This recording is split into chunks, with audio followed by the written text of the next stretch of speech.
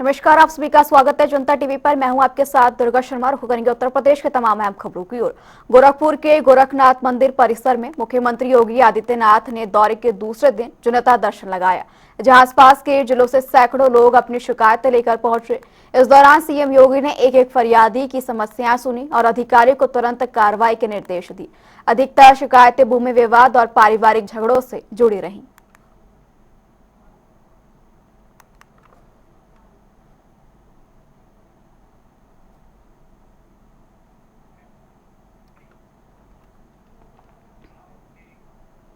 चलेंगे, रुख करेंगे इस बीच आ रही एक बड़ी और अहम जानकारी की ओर। बड़ी खबर उससे आपको रूबरू करा देते हैं। बड़ी खबर गोरखपुर से। सीएम योगी के गोरखपुर दौरे का जो दूसरा दिन है, ये महत्वपूर्ण खबर, जहां गोरखपुर पुस्तक महोत्सव का शुभारंभ करेंगे सीएम योगी आदित्यनाथ। डीडीयू विश्वविद्यालय में सुबह 11 बजे उद्घाटन होगा। यह अहम जानकारी। गोरखपुर के दूसरे दिन के दौरे पर है मुख्यमंत्री योगी आदित्यनाथ। आंगनबाड़ी कार्यकर्ताओं और विजेताओं को सम्मानित करेंगे। यह अहम जानकारी। बड़ी खबर एनवीटी अध्यक्ष और इसी के साथ सीएम 1600 विद्यार्थियों को प्रशिक्षण प्रमाण पत्र भी देंगे। योगीराज बाबा गंभीरनाथ प्रेक्षागृह में प्रमाण पत्र समारोह होना है। सीएम योगी के गोरखपुर दौरे के दूसरे दिन तमाम यहां पर कार्यक्रम प्रस्तावित है। गोरखपुर पुस्तक महोत्सव का शुभारंभ भी करते हुए मुख्यमंत्री योगी आदित्यनाथ नजर आएंगे।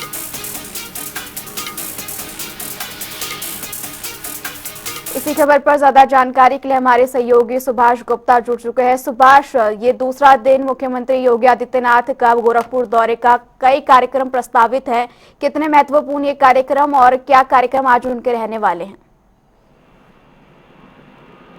जी बिल्कुल, मैं बता दूं कि मुख्यमंत्री योगी आदित्यनाथ के गोरखपुर दौरे का आज दूसरा दिन है और सबसे पहले उन्होंने गोरखनाथ मंदिर में आज पूजा अर्चना के बाद जनता दर्शन कार्यक्रम में पहुंचे। यहां गोरखपुर के आसपास जिलों से आए तमाम लोगों की समस्याओं को उन्होंने सुना और त्वरित कार्रवाई का अधिकारियों को उन्होंने निर्देश दिया।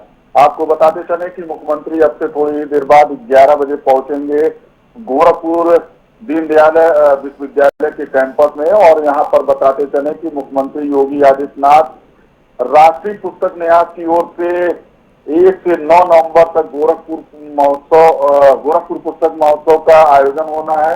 इसका शुभारंभ मुख्यमंत्री योगी आदित्यनाथ खुद अपने हाथों से करेंगे। इसके बाद वे पुस्तक मेले का अवलोकन भी करेंगे।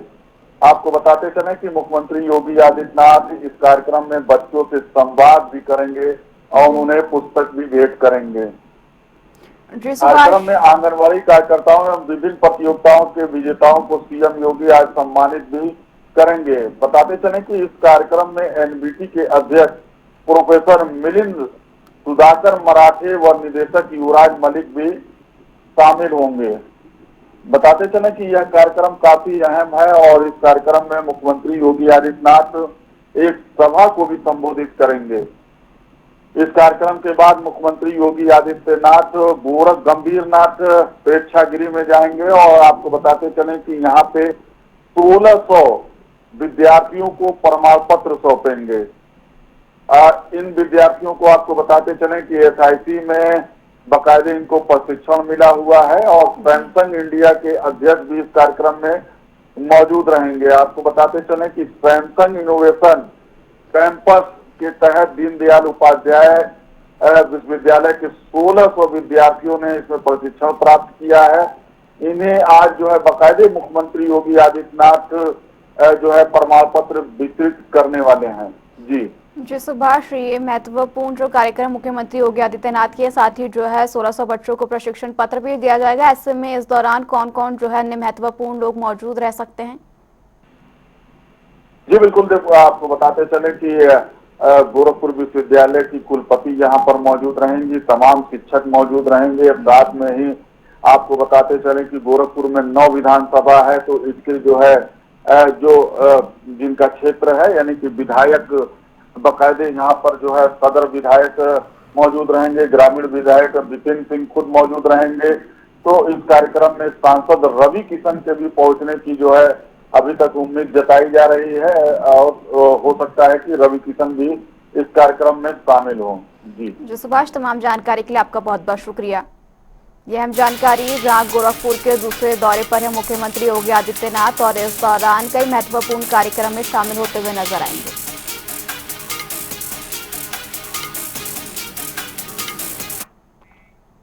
चलिए रुक करेंगे इसी बीच आ रही एक बड़ी और अहम जानकारी की ओर। बड़ी खबर लखनऊ से, उसको आपको रूबरू करा देते हैं। बड़ी खबर, यूपी बीजेपी की आज अहम बैठक होनी है। एमएलसी और पंचायत चुनाव को लेकर मंथन होगा। सभी जिला अध्यक्ष और पदाधिकारी बुलाए गए। ये अहम जानकारी, बड़ी खबर, जहां बीजेपी की अहम बैठक होनी है। 2 सत्रों में प्रदेश कार्यालय में ये बैठक होगी। पहले सत्र में 11 से 12:30 बजे तक चर्चा होगी और वहीं दूसरे सत्र में 1 से 2:30 बजे तक विचार विमर्श किया जाएगा। यह अहम जानकारी, बीजेपी की महत्वपूर्ण बैठक, अध्यक्ष भूपेंद्र चौधरी और महामंत्री धर्मपाल इस दौरान मौजूद रहेंगे। ये बड़ी खबर, अहम जानकारी, बीजेपी की अहम बैठक को लेकर, जहां धर्मपाल सिंह इस दौरान मौजूद रहेंगे। एमएलसी और पंचायत चुनाव को लेकर इस दौरान मंथन होगा और 3-3 क्षेत्रों में विभाजित होंगे ये बैठकें। तमाम तीनों ही अलग अलग बैठकों का समय अलग अलग रखा गया है। 2 सत्रों में प्रदेश कार्यालय में ये बैठक हो रही है। पहले सत्र में 11 से लेकर 12:30 बजे तक चर्चा होगी। वहीं दूसरे सत्र में 1 बजे से लेकर 2:30 बजे तक विचार विमर्श किया जाएगा और अध्यक्ष भूपेंद्र चौधरी और महामंत्री धर्मपाल सिंह भी मौजूद रहेंगे। बता दें कि 3-3 क्षेत्रों में अलग अलग बैठकें विभाजित की गई हैं। तीनों का ही समय अलग अलग रखा गया है। यूपी में आज बीजेपी की अहम बैठक होनी है, जो एमएलसी और पंचायत चुनाव को लेकर मंथन करेगी और सभी जिला अध्यक्ष और पदाधिकारी इस बैठक में बुलाए गए। महत्वपूर्ण जानकारी लखनऊ से, जहां पर बीजेपी की बैठक होनी है। 2 सत्रों में प्रदेश कार्यालय में ये बैठक की जाएगी। वहीं बात करें समय की, तो पहले सत्र की यहाँ पर जो बैठक होगी वो 12:30 बजे तक चलेगी और दूसरी 1 बजे से शुरू होगी। अध्यक्ष भूपेंद्र चौधरी और इसी के साथ तमाम महत्वपूर्ण इस बैठक में नजर आएंगे। यूपी बीजेपी की अहम बैठक होनी है, जिसमें कि पंचायत चुनाव को लेकर मंथन किया जाएगा और इसी के साथ एमएलसी पर भी मंथन जारी रहेगा। सभी जिला अध्यक्षों को और पदाधिकारियों को इसके निर्देश दे दिए गए हैं। सभी को बैठक में बुलाया गया है। यहाँ पर प्रदेश कार्यालय में ये अहम बैठक होनी है। पहले सत्र का समय 11 बजे से 12:30 बजे तक रखा गया है। वहीं दूसरे सत्र में 1 से 2:30 बजे तक विचार विमर्श होगा। इस दौरान अध्यक्ष भूपेंद्र चौधरी और महामंत्री धर्मपाल सिंह भी इस बैठक में मौजूद रहेंगे। बैठकों को 3 अलग अलग क्षेत्र में विभाजित किया गया है। यह अहम जानकारी, बड़ी खबर, जहां आज यूपी में बीजेपी की अहम बैठक होनी है। एमएलसी और पंचायत चुनाव को लेकर मंथन किया जाएगा। सभी महामंत्री और जिला अध्यक्ष इस दौरान मौजूद रहेंगे। प्रदेश कार्यालय में 2 सत्रों में यह अहम बैठक होनी है। अहम जानकारी लखनऊ से, जहां आज बीजेपी की महत्वपूर्ण बैठक होगी। 2 सत्रों में ये बैठक की जानी है। 11 बजे से ये बैठक शुरू होगी और 2:30 बजे तक चलेगी, जिसमें कि 2 सत्र हैं और 3-3 क्षेत्रों में ये महत्वपूर्ण बैठक विभाजित की गई है। यूपी में बीजेपी की अहम बैठक की महत्वपूर्ण जानकारी, बड़ी खबर, जहां एमएलसी और पंचायत चुनाव को लेकर बीजेपी मंथन करती हुई नजर आएगी। सभी जिला अध्यक्ष और पदाधिकारियों को इसकी जानकारी दे दी गई है। सभी बैठक में मौजूद रहें, ये महत्वपूर्ण जानकारी।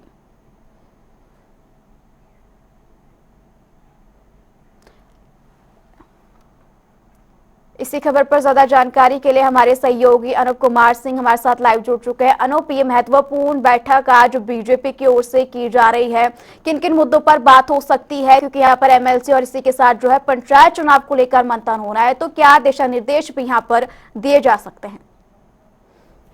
बीजेपी की आज प्रदेश स्तर की बड़ी बैठक बुलाई गई है, जिसमें उत्तर प्रदेश के सभी जिला के जिला अध्यक्ष और महानगर अध्यक्षों को इस बैठक में बुलाया गया है। इस बैठक को यूपी भारतीय जनता पार्टी के प्रदेश अध्यक्ष भूपेंद्र चौधरी, संगठन मंत्री धर्मपाल सिंह, तमाम बड़े जो नेता हैं वो उस प्रदेश स्तर की इस बैठक में शामिल होंगे।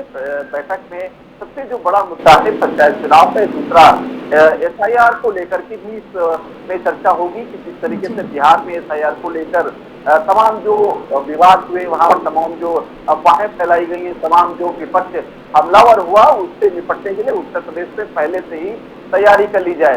दूसरा, पंचायत चुनाव को लेकर संगठन कितना मजबूत है, किस तरीके से काम करना है और आगे किस तरीके से जो अपने वोटर्स हैं उनको बढ़वाना है। जो मतदाता काम चल रहा है उसमें भारतीय जनता पार्टी के कार्यकर्ताओं की, प्रदेश अध्यक्ष की, साथ साथ जो जिला स्तर से कार्यकर्ता हूँ उनकी क्या जिम्मेदारी है वो भी आज ही तय कर दी जाएगी। दूसरा सबसे जो अहम मुद्दा है, उत्तर प्रदेश में 11 सीटों पर एमएलसी चुनाव, शिक्षक एमएलसी, स्नातक एमएलसी का चुनाव है, जिसमें अब उनके जो वोटर्स हैं, जो स्नातक पास नागरिक हैं, उनके वोट बनवाना, किस तरीके से संगठन को मजबूत करना और उनके प्रत्याशियों कभी इस कहीं न कहीं किसका क्षेत्र में किस तरीके से प्रत्याशी फिर बैठेगा, इसको लेकर एक मंथन हो सकता है, जिसमें जिलाध्यक्ष और उनकी महानगर अध्यक्षों की अहम भूमिका होगी, उनसे बातचीत की जाएगी।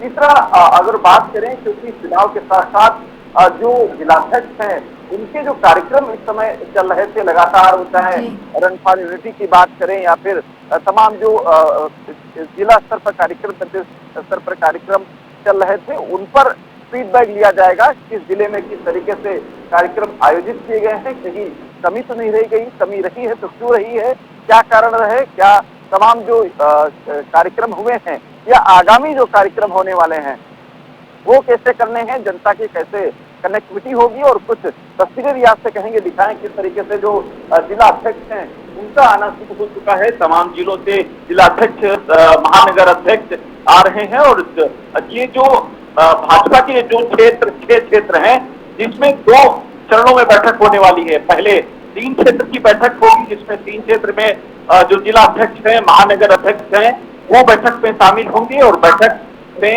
करीब 11 बजे अभी थोड़ी देर बाद स्टार्ट होगी। और आप देखिए किस तरीके से पहले पंजीकरण, जो भी जिलाध्यक्ष आएगा पहले पंजीकरण कराएगा, यहाँ से बाकायदा उसका जो कार्ड बनेगा, कार्ड बनने के साथ अटेंडेंस लगेगी, किस जिले से जिलाध्यक्ष या पदाधिकारी आए हैं, ऐसा तो नहीं कोई अनुपस्थित हो या फिर नहीं आए हैं, उनका कारण क्या है, इन सब चीजों, क्योंकि ये महत्वपूर्ण बैठक है। ऐसे में चुनावी तमाम जो जनसभाएं हैं या समझिए चुनावी जो कार्यक्रम है, उनको किस तरीके से काम करना है, और आगे 25 जो आगामी कार्यक्रम है उनको और भी बेहतर बनाने के लिए सरकार की जो योजनाएं हैं उनको केंद्र सरकार की, राज्य सरकार की, उनको जनता तक कैसे पहुंचे, और सबसे जो बड़ा मुद्दा है मतदाता पुनरीक्षण का काम कैसे बेहतर किया जाए, किस तरीके से भाजपा के वोट बटे यूथ के जो वोटर्स हैं, जो नए वोटर्स हैं, वो कैसे बढ़ाए जाए, और जो फर्जी वोटर्स हैं उनको कैसे उससे वोटर लिस्ट से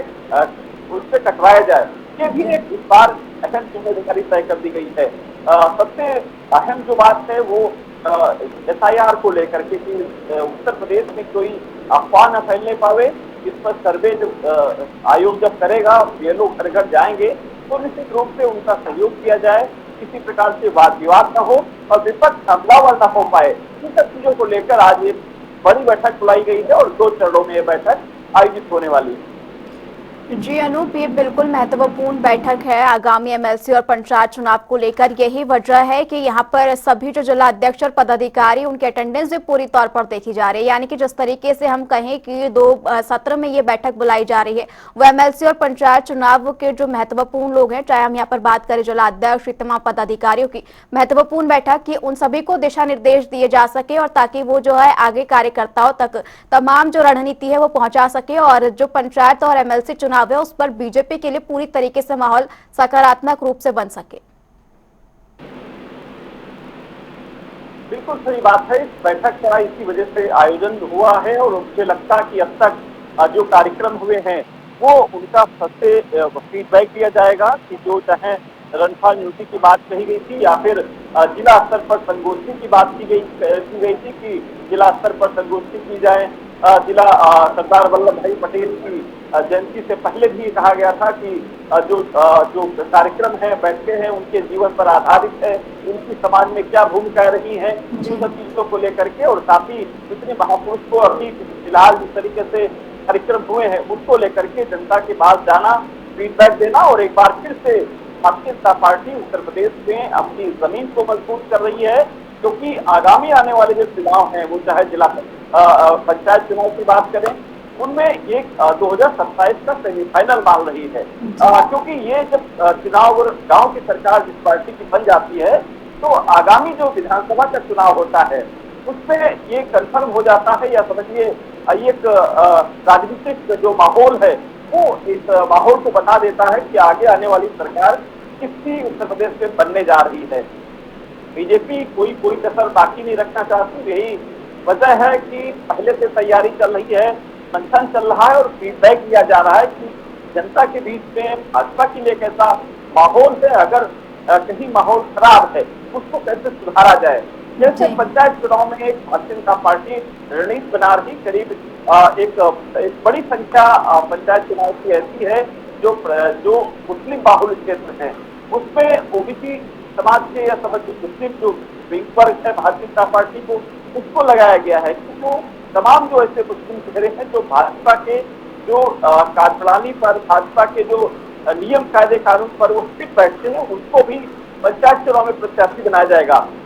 क्योंकि तमाम ऐसी पंचायतें हैं जिसमें 60 से 70% वोटर जो है मुस्लिम मतदाता हैं। तो ऐसे में भारतीय जनता पार्टी कोशिश कर रही है कि वहां पर मुस्लिम चेहरे उतारे जाएं, जो भाजपा समर्थित लोग हैं उनको वहां पर उतारा जाए, उनका सहयोग किया जाए और एक बार फिर से पंचायत चुनाव में बेहतर तरीके से भारतीय जनता पार्टी लड़े।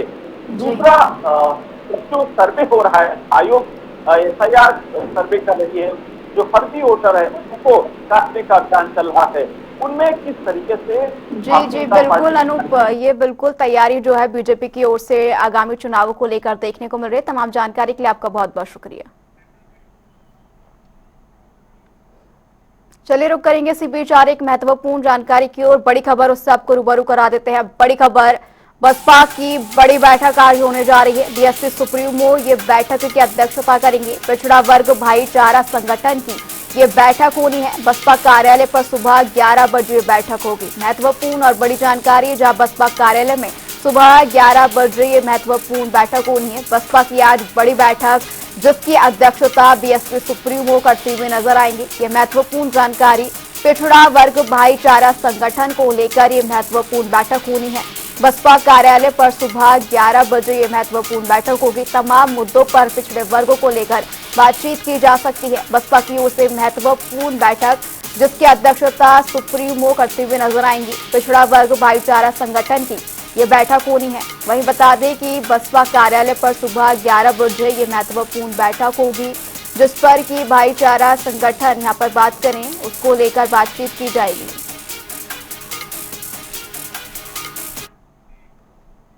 अयोध्या में देव उठनी एकादशी के पावन अवसर पर पंचकोशी परिक्रमा के लिए श्रद्धालुओं की भीड़ उमड़ पड़ी है। वहीं भक्तों ने हनुमानगढ़ी मंदिर पहुंचकर भी पूजा अर्चना की और भगवान विष्णु के जागरण का उत्सव मनाया। पूरे शहर में भक्ति, उल्लास और आस्था का अद्भुत नजारा देखने को मिला।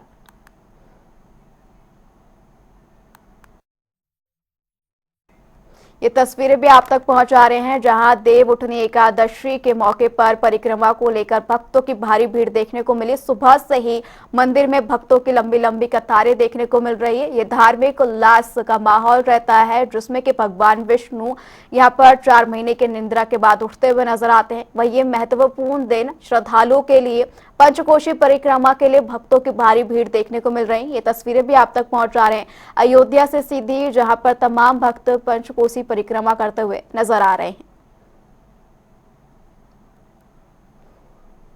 श्री रामचंद्र की पुरुषोत्तम नगरी अयोध्या में पंचकोशी परिक्रमा है, जो लगभग 14-15 किलोमीटर की दूरी की है। इसमें सभी भक्त बहुत भावपूर्ण से अपना परिक्रमा करके पूर्ण की भागीदारी बनते हैं। कितनी क्या इसकी मान्यता होती है? इसकी मान्यता ये है कि जो ये लोग करते हैं वो मोक्ष की प्राप्ति होती है। तो इससे पहले 14 कोसी की हुई? इसके पहले 14 कोसी अक्षय नवमी को होती है, जो पूरे अयोध्या फैजाबाद की होती है। और आज ये भगवान श्री राम की नगरी, पावन नगरी अयोध्या में पूर्ण की जाती है। ये कई बार कर चुके हैं, बचपन से ही कर रहे हैं हम लोग। कैसा लगता है इस परिक्रमा? इस परिक्रमा में आनंद के साथ, उत्साह के साथ जाते हैं, श्री राम के नाम लेते हुए पूरा करते हैं। अच्छा, तो उठा चुकी हो आप लोग सभी लोग? जी कितने लोग हाँ। आप परिवार के हो? 5-6 लोग हैं। अयोध्या में पंचकोशी परिक्रमा पूरा करने वाले हम लोग हैं। अच्छा, तो क्या इसकी आज की परिक्रमा की मान्यता होती है? देवोत्तनी एकादशी भी आज है, मतलब एक भगवान राम के क्षेत्र की होती परिक्रमा ये हाँ, राम जी के क्षेत्र से होती है। ये मंदिर के चारों तरफ हम लोग परिक्रमा करते हैं। अच्छा, कैसा लग रहा है? बहुत अच्छा लग रहा है। कितने बजे परिक्रमा शुरू की हो? हम लोग परिक्रमा 5:45 बजे शुरू किए हैं। आज भगवान श्री रामचंद्र की पुरुषोत्तम नगरी अयोध्या में पंचकोशी परिक्रमा है, जो लगभग 14-15 किलोमीटर की दूरी की है। इसमें सभी भक्त बहुत भावपूर्ण से अपना परिक्रमा करके पूर्ण की भागीदारी बनते हैं। कितनी क्या इसकी मान्यता होती है? इसकी मान्यता ये है कि जो ये लोग करते हैं वो मोक्ष की प्राप्ति होती है। तो इससे पहले 14 कोसी की हुई? इसके पहले 14 कोसी अक्षय नवमी को होती है, जो पूरे अयोध्या फैजाबाद की होती है। और आज ये भगवान श्री राम की नगरी, पावन नगरी अयोध्या में पूर्ण की जाती है। ये कई बार कर चुके हैं, बचपन से ही कर रहे हैं हम लोग। कैसा लगता है इस परिक्रमा? इस परिक्रमा में आनंद के साथ, उत्साह के साथ जाते हैं, श्री राम के नाम लेते हुए पूरा करते हैं। अच्छा, तो उठा चुकी हो आप लोग सभी लोग? जी कितने हाँ। लोग आप परिवार के हो? 5-6 लोग हैं। अयोध्या में पंचकोसी परिक्रमा पूरा करने वाले हम लोग हैं। अयोध्या में 14 कोसी परिक्रमा शुरू हो चुकी है। लगभग 20 लाख लोग सरयू स्नान करने के बाद परिक्रमा शुरू कर चुके हैं। 82 किलोमीटर के दायरे में लोग परिक्रमा कर रहे हैं। इसके साथ ही कार्तिक पूर्णिमा मेले की तैयारी शुरू हो गई है। प्रशासन ने परिक्रमा मार्गों पर सुरक्षा और श्रद्धालुओं की सुविधाओं के लिए पुख्ता इंतजाम किए हैं। परिक्रमा के दौरान किसी प्रकार की समस्या न हो, इसके लिए अयोध्या को सुरक्षा की दृष्टि से छावनी में तब्दील कर दिया गया है। जगह जगह सीसीटीवी कैमरे लगाए गए हैं। भारी वाहनों का प्रवेश प्रतिबंधित किया गया है। जल पुलिस की तैनाती की गई है। बाहर जिलों से अतिरिक्त पुलिस फोर्स मंगाई गई है। पूरे परिक्रमा मार्ग को सुरक्षा के लिहाज से 7 जोन में विभाजित किया गया है। जगह जगह पर मजिस्ट्रेट की ड्यूटी लगाई गई है।